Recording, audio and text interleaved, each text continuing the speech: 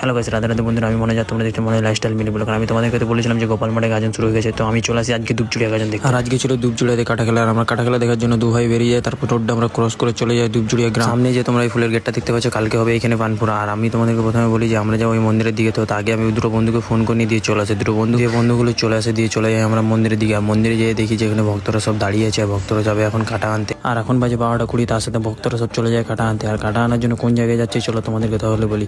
আর সেই জায়গায় যেখানে একটা পুকুরের মধ্যে কাঁটা রাখা ছিল, দিয়ে চলে আসে সবাই পুকুরের কাছে কাটা নিতে। আর সব রীতির অনুযায়ী সবাই নিজের নিজের একটা করে কাটা নিয়ে নেয়। তারপর সবাই গ্রাম পরিক্রমা করার জন্য বেরিয়ে যায় সবাই। তারপর আবার কি ঢাকের তালে তালে নাচতে নাচতে সব ভক্তরা চলে আসে মন্দিরের কাছে। এতক্ষণ তো তোমরা সব দেখলে যে ভক্তরা সব নাচানাচি করছিল। এবার হবে সেই রহস্যময় কাটা খেলাটা। আর আজকে গোপাল মাঠে কারা কারা গাজন দেখতে হচ্ছে সেটাও একটু জানিও।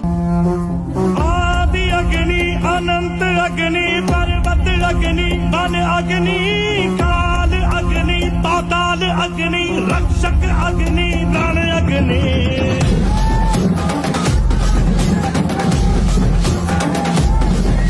সব কাটা খেলার রীতিবাস পেরিয়ে যায়। তারপর সব ভক্তদেরকে মন্দিরের মধ্যে শুয়ে মন্ত্র পড়া হয়ে যায়। দিয়ে আজকের মতন এতটাই, দেখা হচ্ছে আবার নেক্সট ভিডিওতে।